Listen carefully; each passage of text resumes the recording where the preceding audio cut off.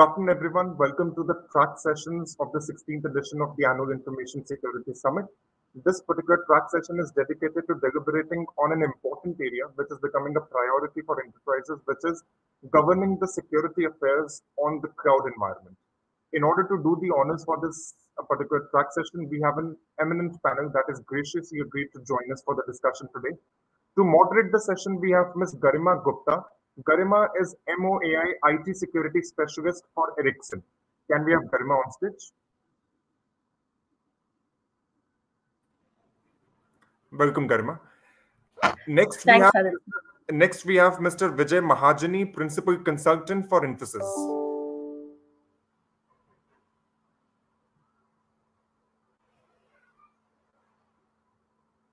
Can we have Vijay on stage, please?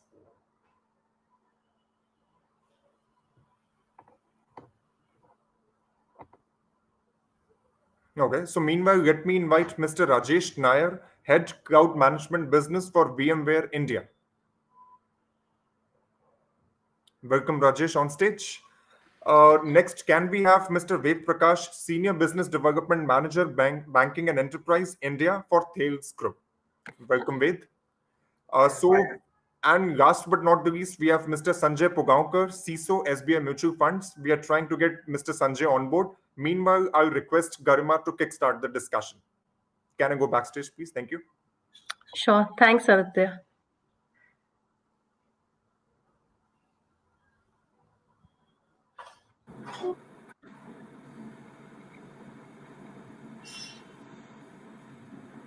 Garima, you can kickstart. Okay. Hello, everyone.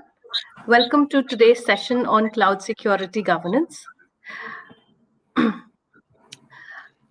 So in today's time, we all know that cloud security is a very important topic. I'm very glad to be here with my esteemed colleagues. To kickstart, let me give you a brief of why this topic is so important. As of today, around 40% of organizations have more than 60% of the data on public cloud. This is double of what it was in 2019 and is projected to only increase. Combine this with the complexity of multi-cloud environments, hybrid environments with both on-prem and cloud infra, also a remote workforce. This leads to a very complex cloud security governance environment. Now, I will ask my esteemed panelist, Mr. Rajesh, to share his thoughts on the blockers and drivers on cloud adoption. Good afternoon, all. Thanks, Garima, to bringing us as part of the panel here to discuss about the cloud governance and security part. So let me take the first question. As Garima, you rightly pointed out, in the past few years, the uncertainty, what's happening, and people are not able to physically be present, has actually increased the adoption of the cloud by the companies across the globe. As you mentioned, maybe a few years back, it was 20+%, but today it stands out 40+% of the increases has come inside. While the cloud computing or the public cloud or hyperscalers of adoption has been increased because there are positives as well as negatives. There are blockerings as well as there are advantages which comes about it. Let's take it one by one. So why there is a need, why there is an adoption increase for the cloud computing or a public cloud has come up for the enterprises across the globe is the availability. Because the business demands certain things and the IT is able to provide on demand when it's required as and when it goes on it, right? That's an availability perspective which comes about it. And then they say that agility, the way it should be able to respond back for the demands from the businesses, the IT is able to provide them. It could be available 24/7, 365 days it's over there, and teams can go and start going about it. And again, when look at from a DR perspective, so instead of having a DR dedicatedly presented over there, actually companies could go for DR on demand, right? And then when you're talking about efficiency, when you're talking about experience, when you're talking about the immediate cost benefits, right? When you're talking about the business growth comes inside. So these are all the immediate benefits which companies are actually looking at, and that actually make the companies to adopt the cloud computing or a public cloud consumption drastic uplift which we could see about it. But when we are talking about the adoption, of course there are challenges also comes about it, right? Today we are here to discuss about what exactly need to be taken care and what are the security things which we need to consider, what kind of governance we should have over there. So let me talk about the bottlenecks or the blockers when we are talking about it. The first thing is when we move application, which means maybe data as well to the public cloud, it is not within our perimeter, it's not within our premises, it's not within our control. It just goes out on wherever the hyperscalers are hosting about. So the data at rest, data in transit, and data which moves over there should have a security, right? The security is an utmost concern for most of the organization who are still looking to move or completely migrate to a public cloud pieces about it, right? Now when you're talking about the data comes about it, the second point is access, because it's all been accessed over the internet from multiple places, as you said, remote workforces, branch officers, customers, from a data center to data center, it doesn't matter. So access is also there's a concern, which means an identity access is also being validated and need to be taken into the consideration part about it. And moreover, when we're talking about a data center which is within premises, while building it, we do worry about the SLA, which means the uptime and availability of the applications also there. Which means while moving out, the SLA is also being a concern for certain people. Now, these are talking about what normal issues which customers or organizations will look at it. But it comes to the next level, while a massive migration, while a massive movement, while a massive adoption happens, then regulatory and compliance standards is going to be another piece of things which need to be looked at it. Some of the organizations, whether it's a financial, whether it's a government, they would want to have the local presence and ensure that the local compliance and regulatory standards been met, not only security but the rest of the things also be able to met in these pieces about it. Now again, and which way and what through it is able to then access. So in security terms, we talk about who has access, how did they access about it, and for what purpose they have been consuming these workloads over there, and how long are they been doing about it. Now these are all comes into a concern about a security while giving the access and provide to an application pieces about it, right? Now when we go a little more further down, the governance is going to be another piece of part which we need to look at it, which means no one single organization has gone with one public cloud. They might have got multiple public clouds, also might have got a private cloud as well. And in this scenario, initially when they have started up adoption and consumption of public cloud, it was very easy because for one or two projects they would have taken up. But what happens when the adoption is increased from 10% to 20 to 40 to 60%, which means majority of line of business, majority of projects, majority of departments started consuming it.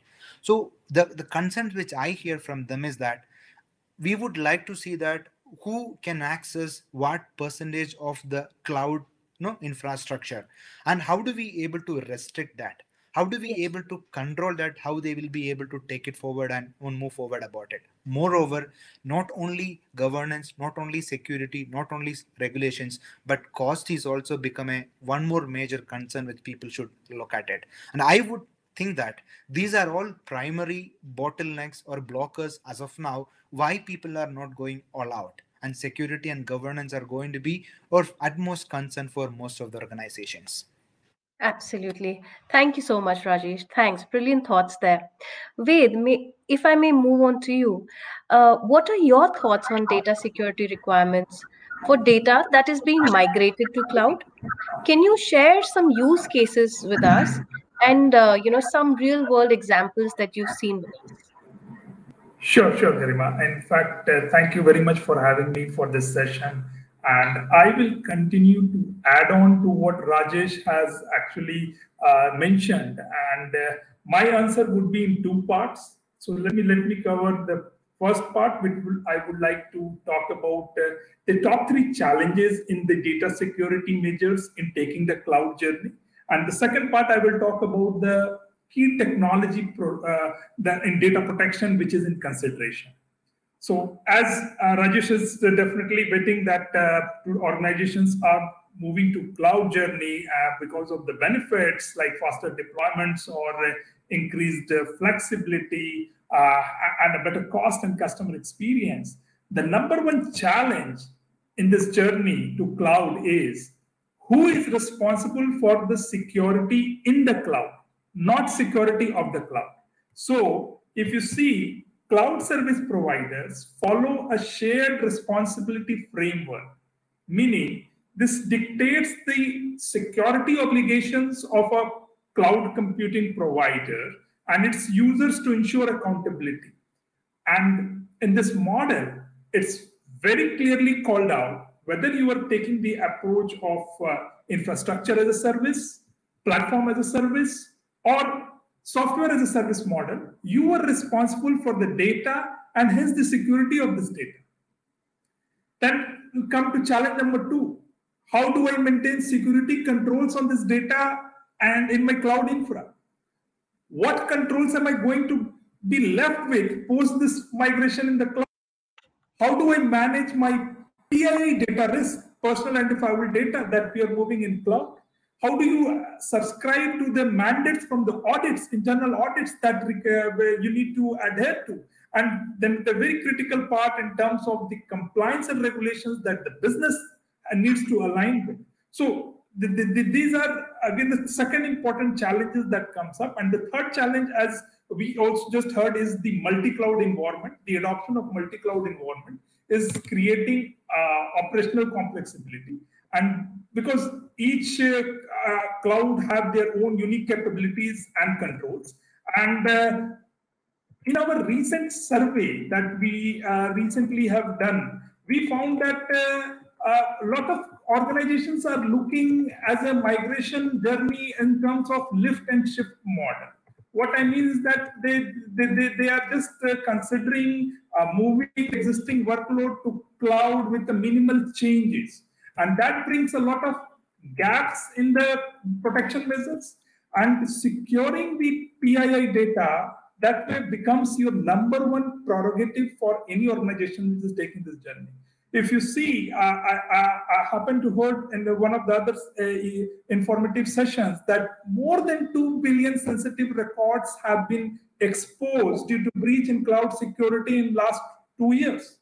And hence, you also need to prove to the auditors that you maintain the control and security of this data and meet the broad range of regulations and compliance requirements. And with these set of challenges, the key technologies that you need to look at for data protection are, number one is that definitely you need to secure your systems, the access controls, you need to have it. But when the focus is on data, and as the data has become your new parameter, the data-centric technology is the need of hour to secure both your data at rest and data in motion. And in this category, the data encryption technology, which is considered as the critical last line of defense in the event of any kind of a control breach which happens, because it applies protection and controls directly to your data. It ensures your data remains secure wherever it goes and renders it useless to attackers.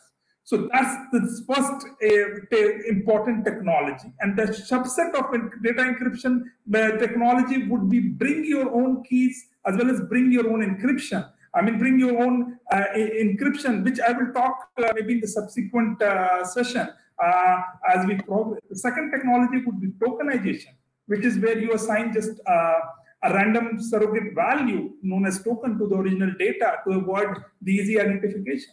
The third piece comes is data masking, which is also known as data obfuscation, which is the process of hiding or obscuring your original data with the random characters or other data. And the very important piece, the fourth one, would be the key management. Because if you're doing encryption, you are passing the risk to the encryption keys. And as these encryption keys pass through their multiple phases from the time they are created to being distributed, rotated, archived, to being deleted or taken backup. You need to manage the life cycle of keys at each and every step, and that is the pivotal role for your data protection strategy. So these are the technology interventions that today organizations are considering in terms of adhering to data security, privacy mandates, as well as the regulatory mandates. Yeah, Garima. Okay. Thanks, Ved. In fact, to continue the discussion on data encryption, if I may ask you to share some more details with us on, the different methods for data encryption and the use cases. If we could talk about BYOK and BYOE in some length with us, that would be great. Sure. So let me then come to say that we need to find out or understand the key functional problems that needs to be addressed when you're doing a journey in the cloud, and as well as you need to ensure that you are meeting or enhancing to the trust and privacy issues that that you need to encounter when you're moving data in cloud. So if you want to encrypt the data in cloud, all these native cloud service providers offer you encryption and key management. But the issue is that you don't own the keys to the data. Owner of the keys is the cloud provider. So in theory, cloud service provider can look into your encrypted data, which is not good and we don't want. So encryption key visibility is one of the functional risk areas that we need to look at it, because cloud service provider portals give you a very limited visibility in key management and access by their users as well as their privileged users. The second important point would be coming to data loss risk, because insufficient authorization control or the DR services to ensure that keys are not accidentally or intentionally deleted. Then there is also data deletion risk, where when you make a request to delete a cloud resource, this may not result in true wiping of the data, either because extra copies of this data are stored but not available, or because the disk to be destroyed also stores data from the client. The other important problem comes to my mind is the vendor lock-in. Customers today do not want to be logged to the specific cloud service vendor, and that becomes a critical point to consider during how do we overcome this. The fourth point would be, definitely we talked about compliance. So both internal and external regulations require you that control of encryption key reside with cloud user or a trusted external key management provider, rather than leaving it with the cloud service provider. So that's another area. And the fifth and the most important is, again, how you deal with managing the life cycle of these encryption keys. So key lifecycle management, because all these native cloud service provider key management services have a very limited ability to automate the life cycle of keys, especially when it's spread across multiple subscription, and it becomes extensively manual-based, error-prone approach and cumbersome to do. And that's where you need to bring a solution to automate all these functional risk areas, which is where we from Thales bring in that kind of technology that helps you to overcome all these functional risk areas I talked about. And bring your own key is the approach where all these data protection measures require that these keys to be created, stored, and managed by the customer. Now, cloud service provider, as I said, fulfill this requirement by enabling a customer key control feature.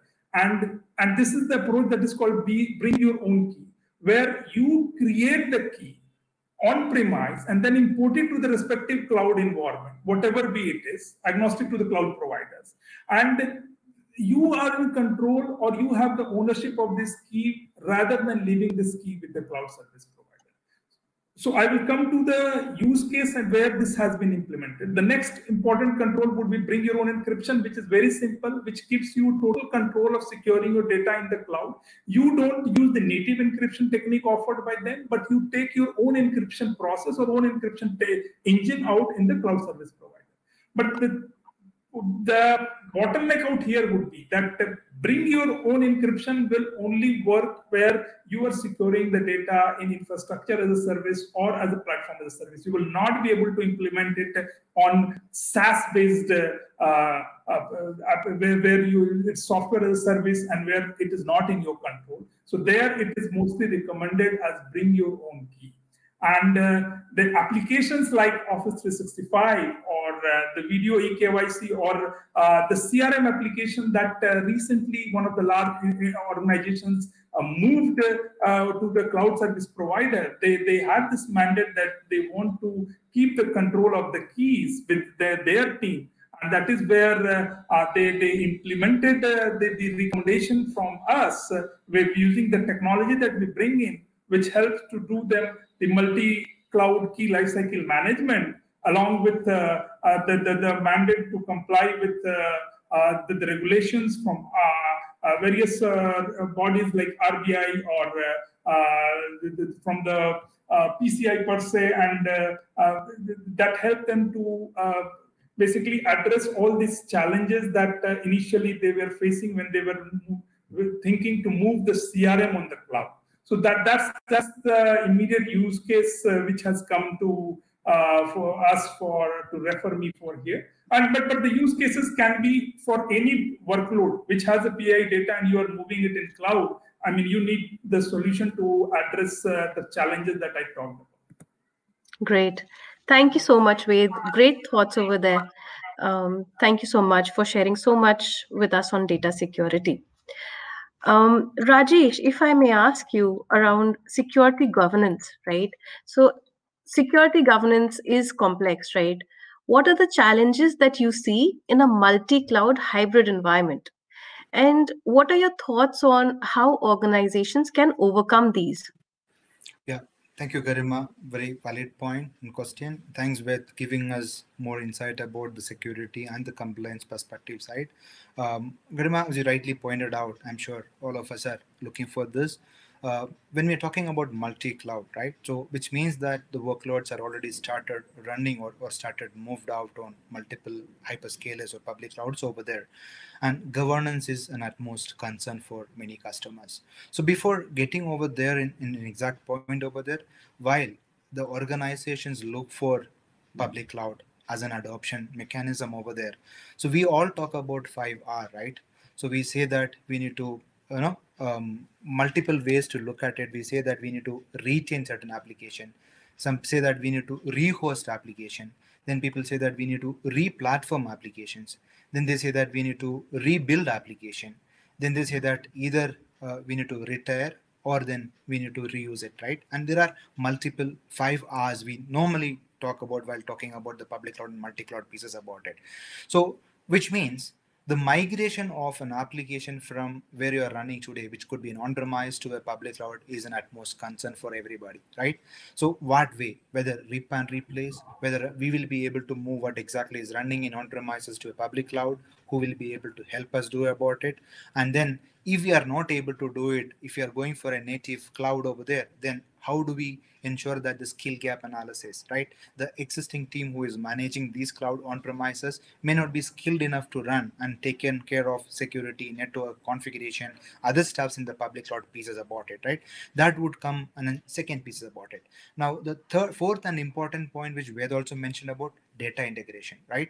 So the integration of data. Now, companies should be having a plan or already understand their environment and the various applications they have as part of the data center.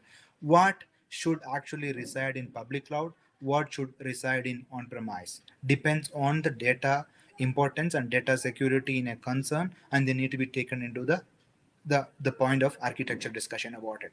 Now, while discussing about these pieces, people are also thinking about the SLA as well. So can we be able to move critical workloads, critical applications, which is customer facing or a business front ending, to on a public cloud? Who will provide the SLA, which again we're talking about in a security point of view, but I'm talking about not only security but from an infrastructure perspective, as well as an application uptime perspective, as well as a performance perspective. This need to be taken into the consideration, like how, where, what is an architecture it's going to support about it. Now, coming to the next way. So while we run applications, we run servers on our data center, we have got various mechanisms. We might have got IPS, we might have got IDS, we might have got firewalls, we have got distributed firewalls, right? We have got load balancers, lot many things are being taken and considered into this one, and multiple levels of security, perimeter security being taken into the consideration.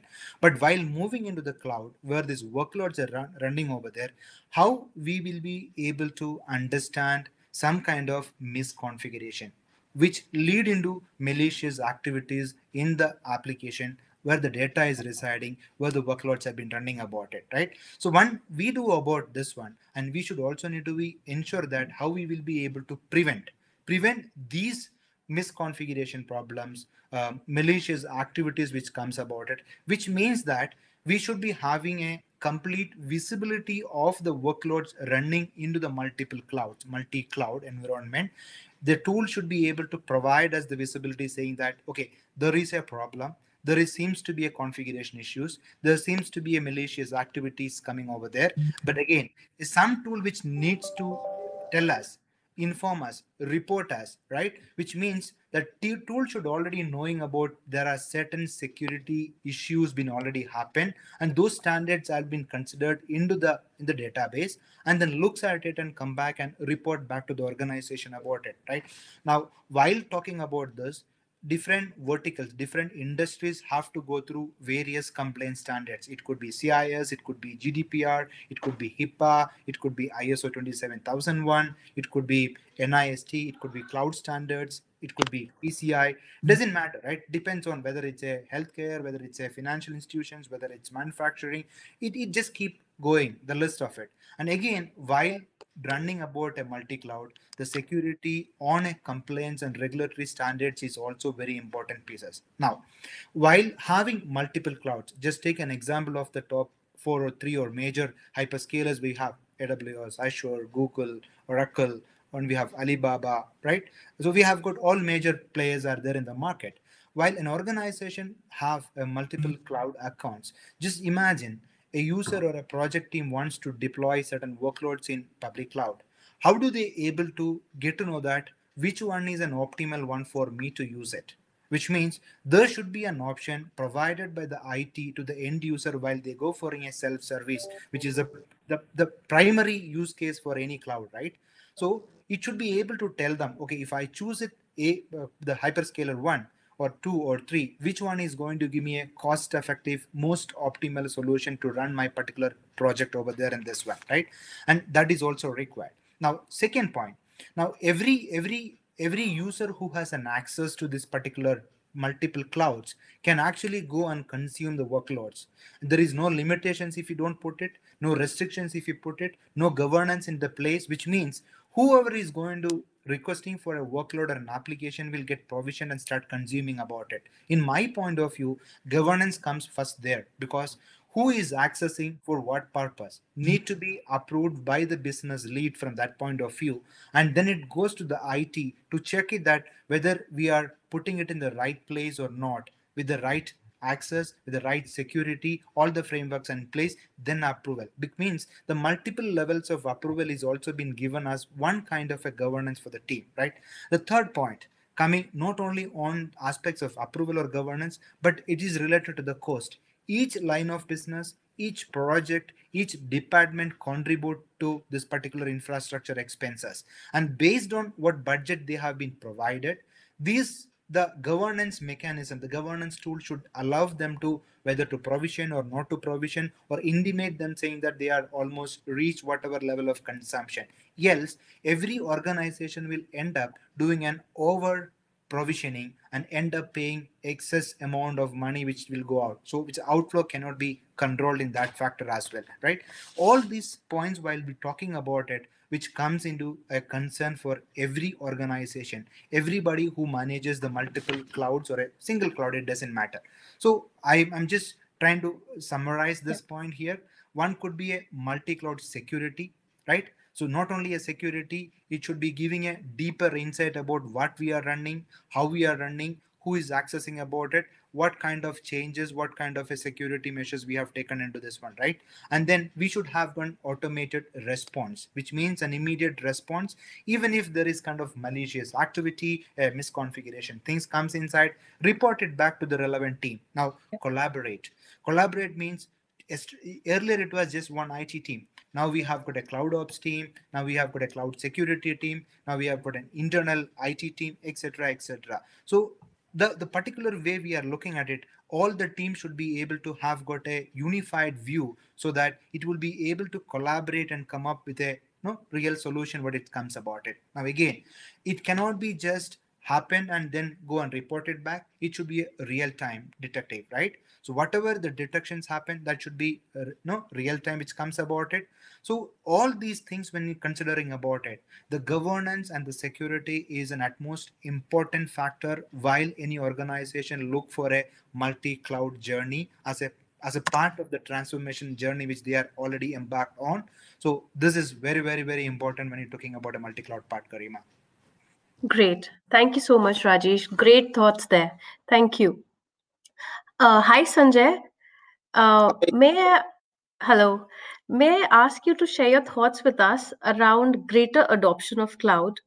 With security incidents, with greater adoption of cloud, security incidents are also rising. So, what are your thoughts on driving better cloud security governance? And if we So could, yeah, yeah, yeah, please go yeah. ahead. So here it is the incident that either it would be on-prem or cloud, right? The incidents are incidents. It has to be taken very seriously. What thing we can do? I mean, cloud is relatively a new section or new area altogether, right? So here. Uh, the visibility of this cloud journey is also very low relatively to on-prem network or on-prem infrastructure. Now, and it is continuously evolving. The problem here is either you will have a proactive kind of network wherein instead of uh, uh, the access is given to specific user set, but if some kind of new technologies that has can be adopted, just like the terminology everyone must have heard of, zero trust, right? So zero trust kind of technology that is essential for cloud journey because it's a cloud, is a public cloud, and the related to the attack exposure is very high to the cloud network. Also, that layers are needs to be secure so that the network access from one tenant to this another tenant has to be very restrictive. Now how can we do this, right? So the users which are actually connecting to the cloud or that particular tenant and other accessing their business applications has to be restricted. So restriction can be done basis that the user is having some set of permissions, or user is having particular location or the time from his joining. It has to be restricted to that level so that no one can just like connect to the users to the infrastructure. It has to be fully trusted, to fully understand, and then only the access should be permitted. There another section that can be also done is recently I have come up with the breach attack simulation kind of technologies, which actually takes care of the security controls that are implemented, whether it is really implemented up to the level. Because I have seen that these technologies are so advanced. So whenever we run, you will get to know that there are a lot of technologies are already installed, but these are not effective at all. So this gives another visibility. And another major component we can think of is the DevOps, wherein the application while developing has to be gone through the multiple security stages. So it is at a very early stage, and not that it will come only at the testing stage. So it is a journey, and it has to be start from the very initial stage, and later on, whenever the applications are ready, that will be completely not up to the 100%, but definitely up to the level where the security breaches can be minimized. So these I can say that these are very essential relative things. There are a lot of things, but if I really want to discuss, it will take longer time. So the specific areas I can talk about is there are three areas I can see that it has to be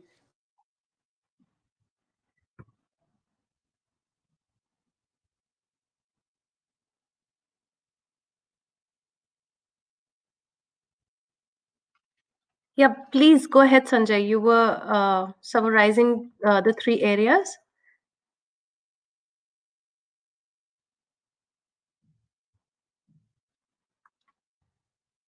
Sanjay, can you hear me?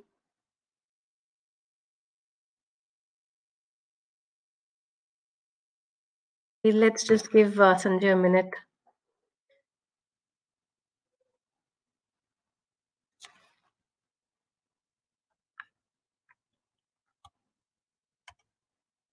Okay, I think we've lost Sanjay there. So, if I could go back to you, Ved and Rajesh, in your opinion, what does an ideal cloud security governance framework? What does that look like? What do you think should be the core components? If you could maybe, list five. So sorry, there's some connectivity issue. I'm so sorry. Oh, yes, Sanjay is back. Yes, please go ahead, Sanjay. You were telling us about the three main topics or focus areas that you wanted to Three areas summarize. that we can definitely focus upon. So that will strengthen the security, because as a part of governance, there are various stages where the security has to be implemented at the cloud journey. But looking at the time constraint, I can say that the DevOps is one of the area, the zero trust is the another area. Third area could be related to BAS kind of technologies. Fourth area could be a resilience, wherein you should have your disaster recovery plan readily available on the cloud. So it can be done in various different stages, but that resilience plan should be also available, Sure. because the kind of threat landscape is huge, and the threats are so advanced. So at any point of time, even your primary infrastructure fails, you should have always a backup plan readily available. And on the cloud, Sure. that is the better advantage is you can on the fly shift it to your DR network, right? So that is the key areas I can focus upon. Sure. Sure. Thank you, Sanjay. Thanks for that. Um, so, guys, if I can maybe ask one of you to pick up this question to just summarize an ideal cloud security governance framework that you would propose. Okay, maybe I'll initiate. Probably with you can add on top of it.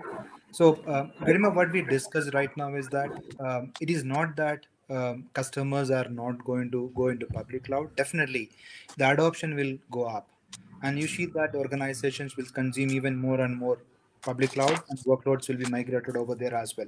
While we do the migration process, we also need to ensure that it's been taken into consideration what the governance, what the security pieces comes about it. Now, while considering a multi-cloud or a hybrid cloud option for any organization, I would suggest them to look for a cloud operating model, right? Which means that people, process, and technology, right? We just should not look only for a technology advantages and start moving applications on a public cloud or a multi-cloud, but instead ensure that the people are being taken into the consideration, which means the skills and people should be able to access, do things like that.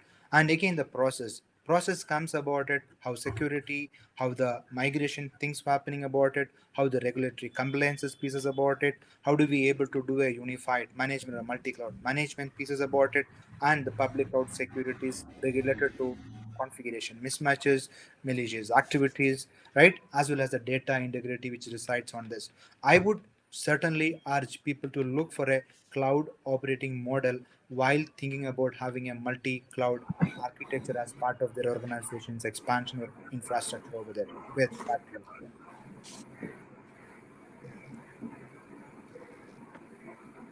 Sure. Thank you. Thank you, Rajesh. Um, Ved, do you want to add 2 cents to that? Just 2 cents to Rajesh, and I think also Sanjay called it out, which I feel would be lined with the principles that one needs to bring in from both governance and security during the cloud journey adoption, and that is I would say is to bring the zero trust operating principle, because Sanjay already said that now with DevSecOps gaining a focus, and we are seeing that certain regulatory measures like GDPR, if that is applicable, and in lines of same, when our own data privacy law, which is being right now debated, if comes in effect, you need to bring in a data-centric approach from the secure privacy by design, which will happen from the DevSecOps phase itself. And you need to then adhere to this zero trust principle, where you trust nobody and verify everything, and which helps you to improve the security posture by limiting the access and applying more granular policy-based controls. When you are having a distributed cloud model, as well as I would say hybrid model, you will have on-premise as well as on cloud both, because you have invested so much in your data centers. It's not going to get over in a day. So that's how I foresee that the focus in terms of the governance and the principles aligned for strengthening the data security measures and the controls around it when you are moving the workflows out there. Sure. Thank you so much, Ved. So, so I can see Vijay has joined as well. So sorry, Vijay, we didn't really get a chance to hear from you. I guess you were facing some technical issues in joining. I'm just conscious of time. Unfortunately, we've run out of time, but we would definitely want to, hear more from you maybe in subsequent sessions. But quickly, if there is anything that you would want to add to your thoughts on some maybe one or two pointers that you want to share with us on the key takeaways for cloud security maybe. Yeah, sure. So thanks, Garima. There are some prominent aspects that I would like to share when it comes to migration to cloud. I'm sure some of the panelists may have already covered some of the aspects from data privacy, from compliance perspective. However, when it comes to migration to cloud, you have to have a robust approach and a framework,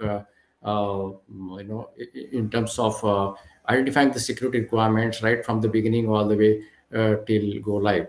And from that perspective, Infosys has a unique approach and methodology, which we call it S3 and 4D methodology, which is secure by design, secure by scale, and secure the future. And that's the approach we follow, which makes sure that right from the inception, design, build, and all the way up to the deployment, the applications or workloads are migrated to cloud in a very secured manner.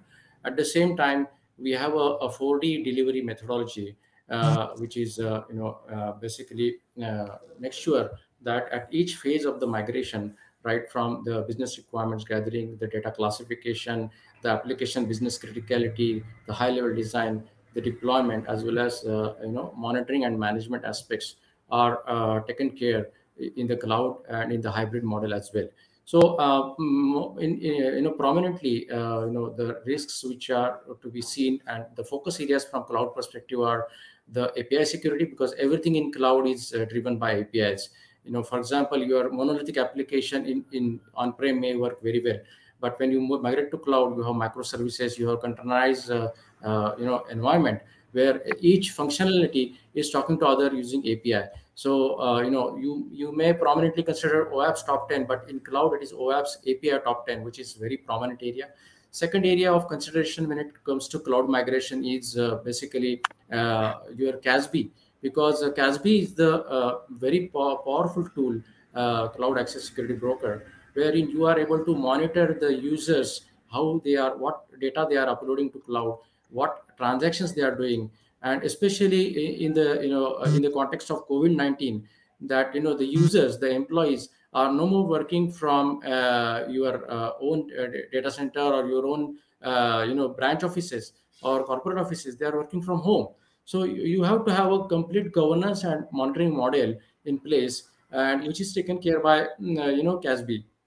So such tools, especially the cloud native tools, let's say for example, if you are in AWS cloud, then you have CloudWatch, CloudTrail, and Security Hub, GuardDuty. These kind of very powerful tools are there to ensure that there's a right compliance in place in terms of GDPR, SOX, ISO, or be it any type of compliance.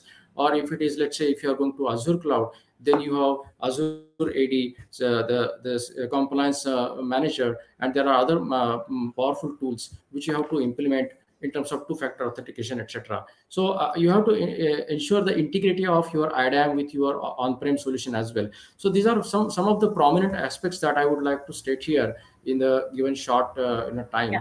So I'm sure this must have been already touched upon by the other panelists. Thank you. Sure. Thank you so much, Vijay. Thank you. Glad that we could hear your thoughts as well. Okay. And, to wrap up, thanks everyone for sharing your invaluable insights today. I have enjoyed this session, and my key takeaways from this session are to focus on DevSecOps, Zero Trust, come up with a cloud operating model at the beginning itself, focus on identity and access management, data security, automation, and real-time monitoring and response. Hope this has been an informative session for our audience as well. Thank you. Thanks once again to all the panelists for sharing your invaluable insights with us today. Thank you. Thank you very much. Thank you, everyone. Thank you, everyone. Have a good day. Bye. Good day.